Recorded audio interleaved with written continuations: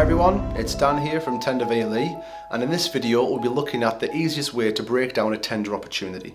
Now, whether you need to share details of a specific tender across your team or organisation, or if you want to have the relevant detail in front of you to support your bid decision making process, breaking the opportunity down is a crucial step to ensure you go for the right opportunity. Now, the most important thing you need to do when breaking down an opportunity is to actually look at and digest all the information on the tender documents.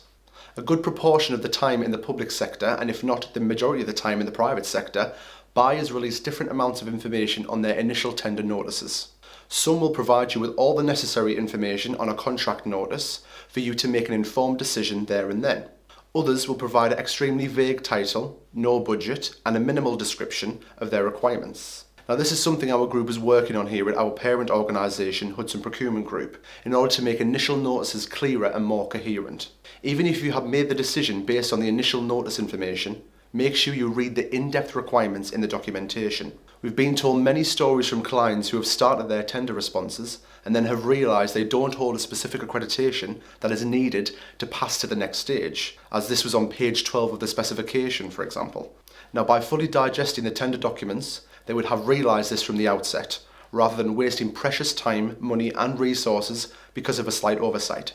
We'll be soon looking at the best way to digest specifications and tender documents in our develop and Excel packages here at Tender VLE.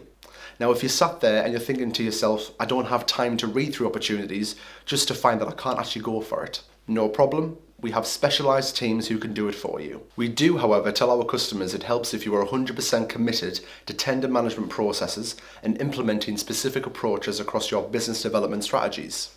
Now, this starts with breaking the opportunity down effectively.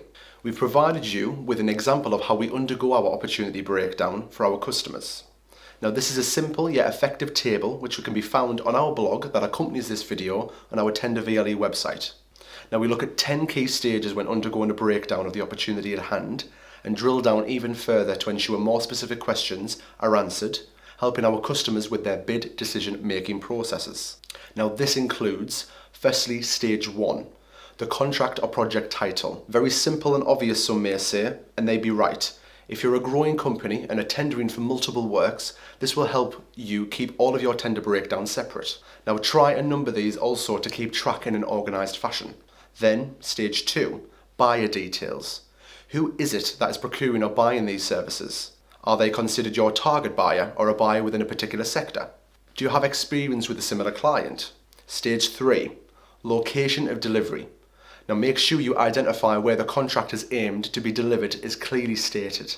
Do you have to travel a lot? Will any travel incurred be worth your while? Stage 4, delivery length. Is this particular contract for 2 months or for 2 years? Is it even worth the effort of applying? Is there the possibility of the contract being renewed or extended? Stage 5, budget and value. Can you afford to put a competitive offer in? Pricing can be and often is a huge factor in the evaluation, and if you aren't competitive in your market, then a lot of marks could be lost here. Stage 6, deadline. How much time do you envisage needing? Do you have enough time to ensure you provide a detailed and high quality response that does justice to the services you provide? Stage 7, submission guidance. Some buyers still like to have a hard copy of your response posted to them, along with a USB copy, or you may have to email the buyer direct or submit through an electronic portal. Check to make sure you fully understand not only when, but how your response should be submitted. Whatever the process, make sure you factor these key submission considerations in and advise your team, ensuring everyone in your organisation is fully aware of what is expected. Stage 8, evaluation scope.